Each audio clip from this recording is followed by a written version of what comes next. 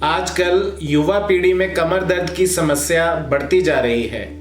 मेरे पास कई युवा मरीज आते हैं जो कमर दर्द से काफ़ी पीड़ित हैं, जिनकी उम्र अभी 30 साल भी नहीं हुई है।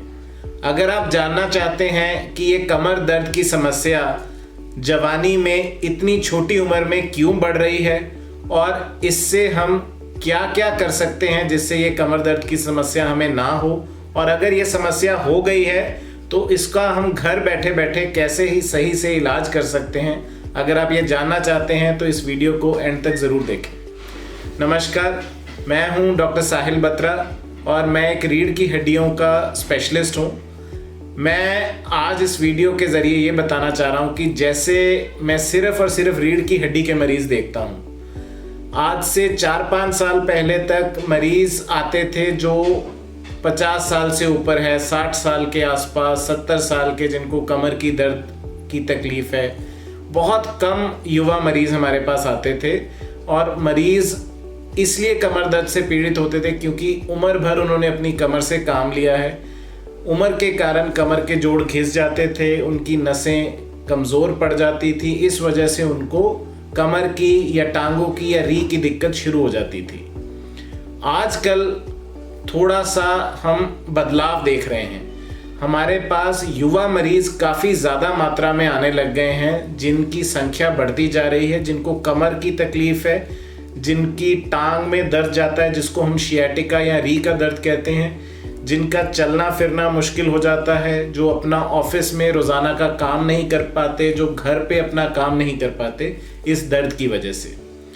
तो इस दर्द का मेन या सबसे मेजर जो कारण है वो है कि हमारी जो जीवन शैली है उसमें एक बदलाव आ गया है। अगर हम आज से 20 साल पहले के जीवन शैली को देखें तो अगर हमें कहीं भी काम करने जाना होता था, छोटा मोटा कोई बाज़ार से चीज़ लेके आनी है या कहीं भी जाना है आसपास, तो या हम पैदल जाते थे या हम साइकिल से जाते थे, और आजकल हम हमेशा कार या बाइक का इस्तेमाल करते हैं। आज से 20 साल पहले हम अपना काम खुद करते थे, घर का सारा काम, छोटी सफाई, थोड़ा बर्तन करना या थोड़ा घर में झाड़ू लगाना, या जैसे घर की जो औरतें हैं वो सारा काम खुद करते थे। आजकल हमने हेल्पर्स रखे हुए हैं कि जो ये सारा काम कोई और करेगा, तो उसमें हमारी मांसपेशियां बिल्कुल भी काम नहीं करती। हम सारा दिन बेड पे बैठ के या तो टीवी देखते हैं या खाना खाते रहते हैं। तो जीवन शैली का ये जो बदलाव है, जो हमारा जीवन शैली थी पहले बड़ी ही एक्टिव थी, यानी कि हम सारा दिन चलते फिरते रहते थे, घर का काम खुद करते थे, बाहर से सामान लाना था तो भी चल के जाते थे।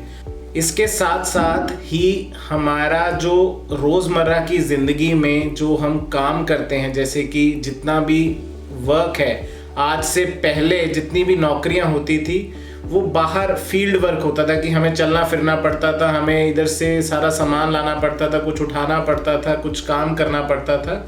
आजकल सारी जो नौकरियां हैं वो कंप्यूटर पे बैठ के या लैपटॉप पे बैठ के, या आजकल एक नया कल्चर चला है जिसको हम वर्क फ्रॉम होम कहते हैं, तो उसमें आप सारा दिन बेड पे पड़े रहते हैं और अपने लैपटॉप या कंप्यूटर पे बैठ के सारा दिन काम करते रहते हैं। तो इस काम का जो ज़रिया है, जो काम का तरीका है, उसके बदलाव के कारण हमारी कमर की दर्द या कमर की समस्याएं बढ़ रही हैं।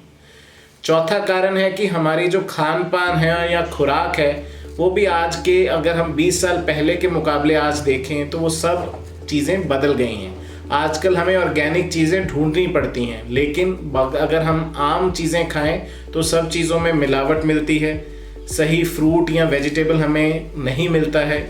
अगर हम देखें तो हमारा सारा खाना जो है, जो हम रेस्टोरेंट में जाते हैं या बाहर खाते हैं, उसकी मात्रा काफ़ी बढ़ गई है। आज से 20 साल पहले घरों में ही खाना बनाया जाता था, अब हम कोई भी पार्टी करनी होती है, कहीं भी घूमने जाना होता है, या हमें अपना रोज़मर्रा के जीवन से थोड़ी ब्रेक चाहिए होती है, तो भी हम बाहर खाना खाने जाते हैं, जिसमें हम जंक फूड ही मेनली खाते हैं, जिसमें कोई भी न्यूट्रिशन या कोई भी अच्छी चीज़ नहीं होती। वो सिर्फ हमें स्वाद लगता है, लेकिन हमारे शरीर के लिए वो काफ़ी हानिकारक होता है। तो ये जो 3-4 मेन कारण हैं, इसके कारण, इस जीवन शैली के बदलाव के कारण हमारी कमर पर बहुत ज़्यादा स्ट्रेन पड़ता है, बहुत ज़्यादा ज़ोर पड़ता है।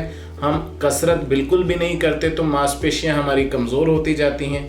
इसके कारण होता क्या है कि जब जैसे हमारी रीढ़ की हड्डी है वो एक स्तंभ है, वो एक टेंट के सरिये की तरह है।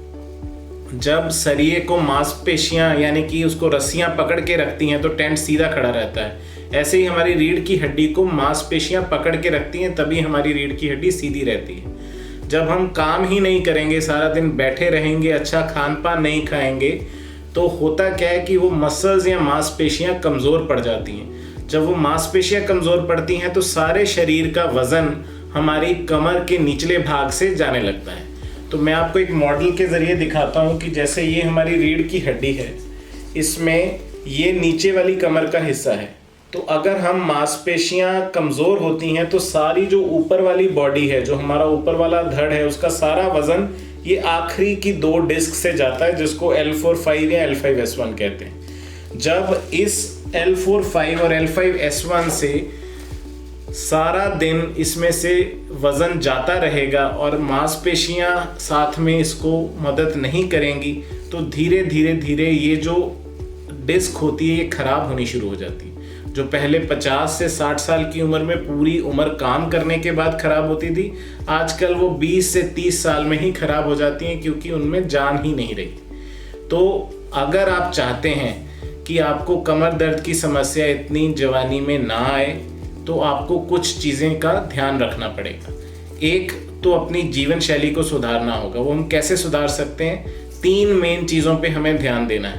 पहला, हमें रोज़ाना कसरत करनी है। सबसे सरल तरीका कसरत का है कि आप 3 से 4 किलोमीटर की सैर रोज़ाना कर सकते हैं। सैर करने से फ़ायदा ये होता है कि ये आप पूरी उम्र कर सकते हैं।